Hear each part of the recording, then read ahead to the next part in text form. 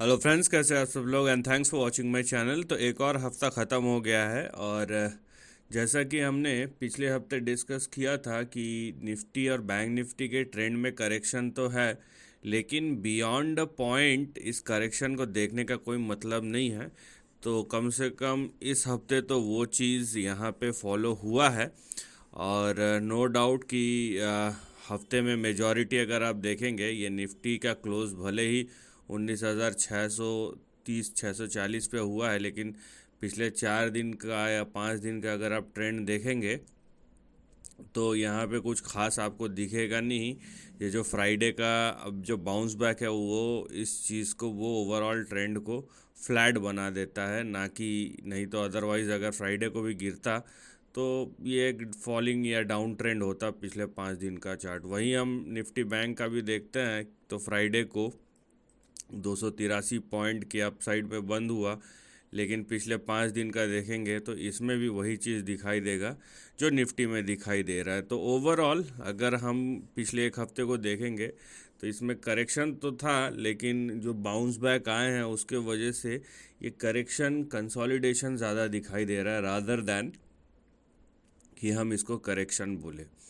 और अगर फ्राइडे का हम देखें सेक्टोरल परफॉर्मेंस तो आपको दिखेगा निफ्टी बैंक, निफ्टी ऑटो, उसके बाद निफ्टी एफएमसीजी, एक आईटी थोड़ा सा नीचे था, अदरवाइज निफ्टी मीडिया देखिए 2% के आसपास, मेटल 2% के आसपास, फार्मा 2.5%, डेढ़ दो यहाँ पे 1.5%, निफ्टी पीएसयू, फिर निफ्टी रियल्टी यहाँ पे 1%, यहाँ पे 2.5% health care index, oil and gas 1% के ऊपर। तो यहाँ पे जो थोड़े से अब बोलेंगे कि ओवरऑल सेक्टर ने यहाँ पे अच्छा परफॉर्म किया है। निफ्टी बैंक निफ्टी थोड़ा सा दब गया है, बल्कि जो लीडिंग इंडेक्स है जैसे आईटी या बैंक वो थोड़े से दबे हुए हैं।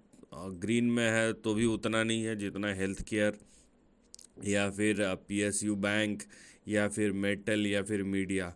जो इनका जो बाउंस बैक है ये ज़्यादा, आप बोलेंगे कि या आप बोल सकते हैं ये ज़्यादा प्रोमिनेंट दिखाई दे रहा है कंपैरेटिवली। तो यहाँ पे आप किस चीज़ को देख रहे हैं और कैसे देख रहे हैं वो मैटर करता है। बहरहाल ट्रेंड की तरफ हम जाएंगे और ट्रेंड की हम बात करेंगे। तो एक काम करते हैं, निफ्टी का ऑप्शन चेन भी देख लेते हैं वहाँ पे हो क्या रहा है, उसके बाद हम चार्ट पे बात करेंगे ताकि हमें पता चल जाए कि यहाँ पे जो प्राइस एक्शन है या जो बड़ा मनी है वो किसको चेस कर रहा है। ये तो ये 5 अक्टूबर देख लीजिए, अगले एक हफ्ते का ये निफ्टी का ऑप्शन चेन है और यहाँ पे 19,700 पे ही सबसे बड़ा ओआई है, उसके बाद 19,800, 20,000। तो यहाँ पे मतलब सामने ही ओआई आपको खड़े हुए नज़र आएंगे। और वहीं अगर आप नीचे जाते हैं तो 19,600 और 19,500 पे भी अच्छा खासे पुट के ओआई बिल्डअप है। तो अगर आप देखें इमीडिएट बेसिस पे तो 19,500 से 19,600 का जो रेंज बनता है, या इसको 19,500 से 19,800 का जो रेंज बनता है वो ज़्यादा प्रोमिनेंट दिखाई दे रहा है, क्योंकि सबसे बड़ा ओआई 19,800 पे है। तो यहाँ पे जो आपको रेंज दिखाई देगा 19,500 से 19,800 के बीच में दिखाई देगा एज ऑफ नाउ। ये चेंज होगा, ये मंडे को आपको चेंज होता हुआ नज़र आएगा। तो अगर ओआई को देखें तो यहाँ पे ऐसा नहीं दिखाई दे रहा है कि नीचे कम से कम यहाँ पे आप बोल सकते हैं 150 पॉइंट और ऊपर भी वही चीज़। अगर आप क्लोजिंग पॉइंट देखेंगे तो ऊपर भी 150 पॉइंट। तो ये दोनों चीज़ आपको यहाँ पे दिखाई देगा। तो ये एक रेंज बाउंड की ओर इशारा करता है रादर देन कि कोई बड़ा प्राइस मूवमेंट दोनों साइड। वहीं अगर मैं बैंक निफ्टी को देखूं तो बैंक निफ्टी में भी आप देखिए वाई बिल्डअप 44,700, 800, 45,000, ये अच्छा खासा वाई बिल्डअप है। और नीचे अब देखिए 44,600, 44,500 और यहाँ पे 44,000। और इसको मैं 44,000 को छोड़ भी दूँ तो 44,500 नीचे और ऊपर जो है 44,800 या 45,000।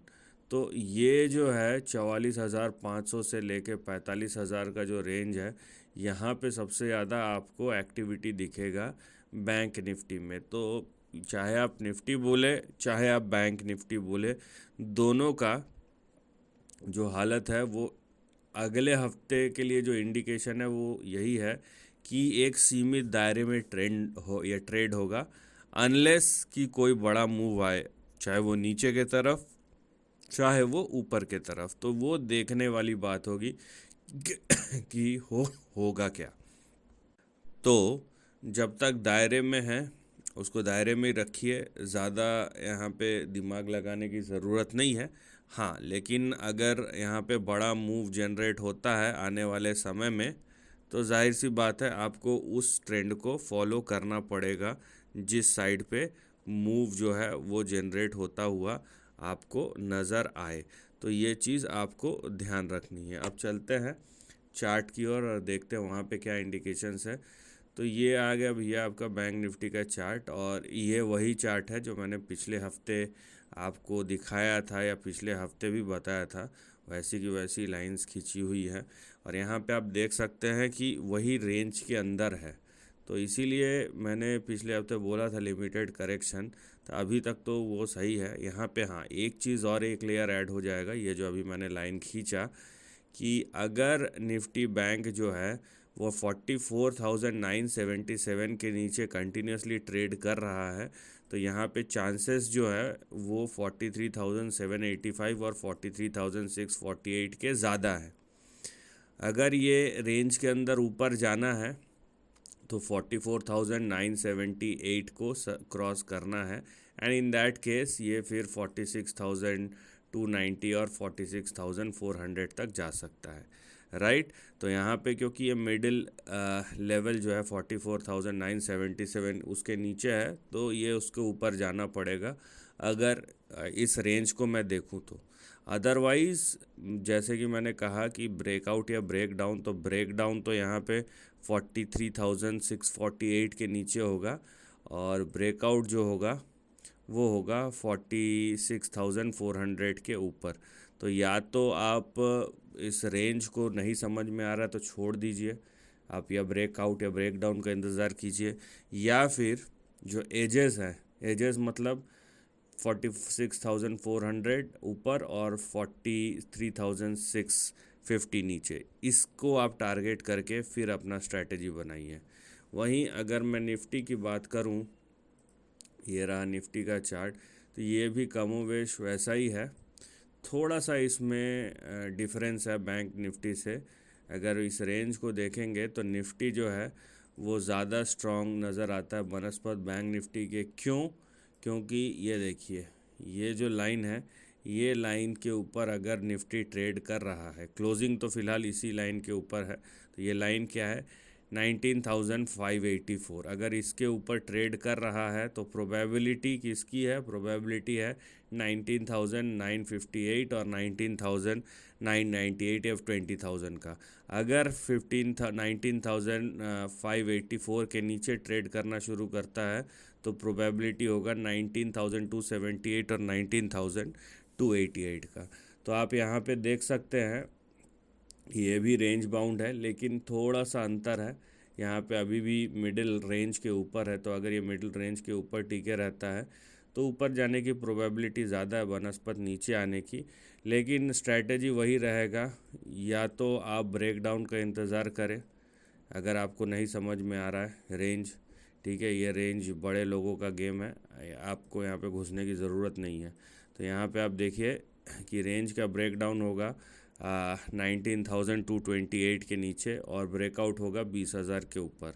तो या तो आप रेंज को छोड़ दीजिए, या तो फिर जो एजेस है ऊपर 20,000 और नीचे 19,228, इसको आप एजेस को आप प्ले कर सकते हैं। तो दैट डिपेंड्स कि क्या होता है क्या नहीं होता है। लेकिन अभी तक का जो चीज़ है वो यही है कि रेंज में ही है, और ये रेंज को ही आप फोकस कीजिए। जब तक खुद से ब्रेकआउट या ब्रेकडाउन का सिनारियो नहीं बनता है निफ्टी या बैंक निफ्टी में, तब तक प्रेडिक्ट करने का कोशिश मत कीजिए कि नीचे जाएगा या ऊपर जाएगा। जिधर जाएगा उधर जाइए। और आप अगर करेंटली आप निफ्टी और बैंक निफ्टी को देखना ही चाहते हैं तो बस जो रेंज है उसी को देखिए और उसी के अंदर अपना स्ट्रैटेजी है वहीं तक सीमित रखिए। So this is the end of the video. Thanks for watching.